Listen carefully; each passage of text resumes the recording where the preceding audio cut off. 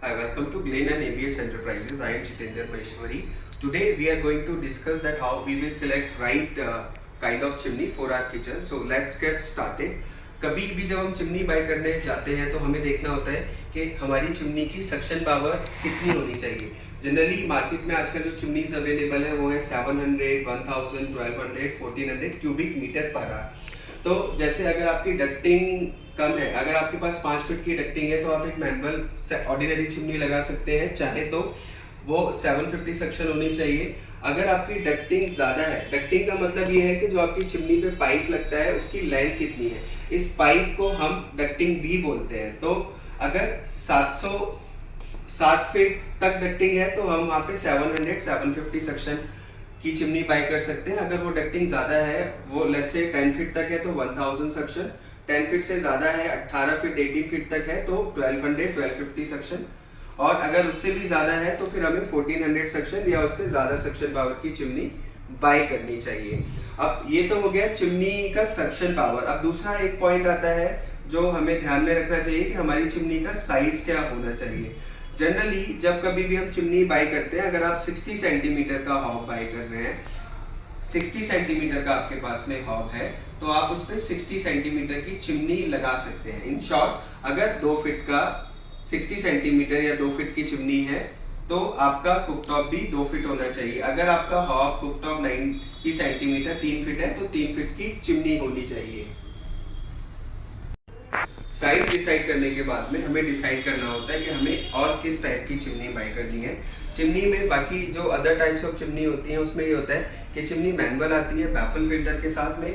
अब manual chimney में भी 2 तरह के फिल्टर होते हैं. एक होते हैं बैफल फिल्टर, जो एसएस के बैफल फिल्टर होते हैं जिसमें जिगजैग होकर धुआं बाहर निकल जाता है, जिसकी लाइफ ज़्यादा होती है. यहीं पे बैफल फिल्टर की लाइफ ज़्यादा होती है और ये एंटी रस्ट होते हैं, कभी रस्टिंग नहीं आती.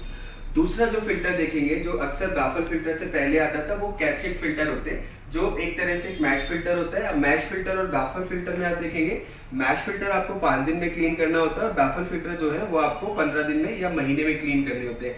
मैश फिल्टर में एक और प्रॉब्लम आती है कि मैश फिल्टर अल्टीमेटली 3 या 4 महीने के अंदर क्लॉग हो जाते हैं और जो बैफल फिल्टर है वो कभी भी क्लॉग नहीं होते.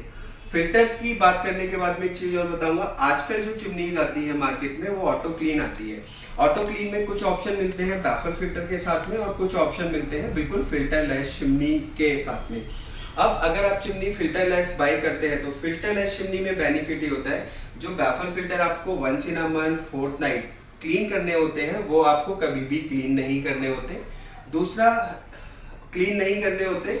दूसरा आप देखेंगे कि फिल्टर लेस चिमनी में फिल्टर तो क्लीन नहीं करने होते, लेकिन क्या होता है कि जहाँ पे जिस चिमनी में फिल्टर आते हैं जिसके आपको बैफल फिल्टर या कैसेट फिल्टर क्लीन करने होते हैं, वहाँ पे आपकी चिमनी की मोटर कम गंदी होती है. तो आपको दोनों ही सिचुएशन में कुछ प्रोस कुछ कॉन्स दिखाई देते हैं.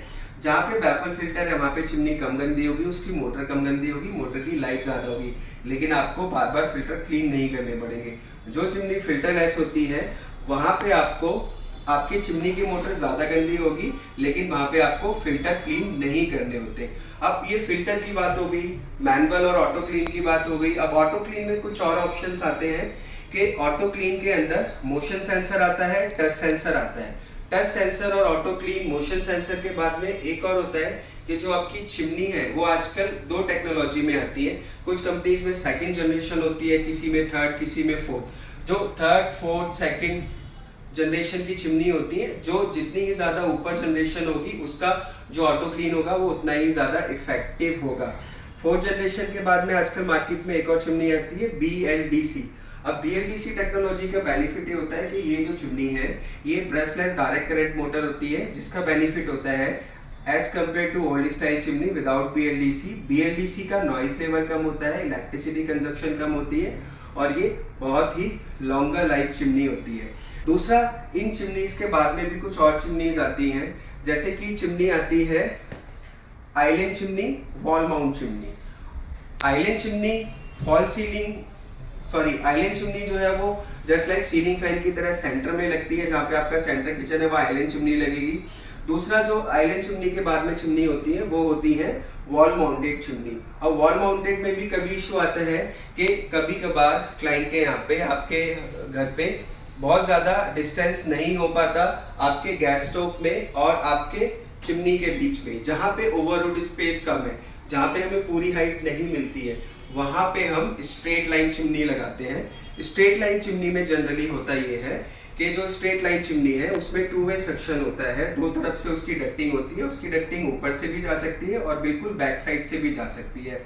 स्ट्रेट लाइन चिमनी में अगर बैक साइड से डक्टिंग होती है तो वहाँ पे आपको कम हाइट में भी चिमनी लगाना आपके लिए पॉसिबल होता है। उसके बाद में आप चिमनी देखेंगे काफ़ी जगह होता है कि जहाँ पे डक्टिंग ही पॉसिबल नहीं होती है। जहाँ पे डक्टिंग पॉसिबल नहीं होती है, जहाँ पे आप पाइप नहीं लगा सकते हैं, वहाँ पे आप चिमनी को एक रीसर्कुलेटिंग मोड में लगा सकते हैं। रीसर्कुलेटिंग मोड का मतलब है कि आप वहाँ पे चिमनी को कार्बन फिल्टर के साथ में इंस्टॉल कर सकते हैं। कार्बन फिल्टर के साथ में जब आप चिमनी इंस्टॉल करते हैं तो वहाँ पे बेनिफिट ये रहेगा कि वहाँ पे आपको पाइप नहीं लगाना पड़ेगा। लेकिन उसमें एक और प्रॉब्लम आ सकती है, वो ये है कि आपकी जो चिमनी की परफॉर्मेंस है कार्बन फिल्टर लगाने के बाद में उसकी performance up to 30% fall down होगी। वो उतना अच्छा काम नहीं कर पाएगी जितना डक्टिंग या फिर पाइप के साथ करती है।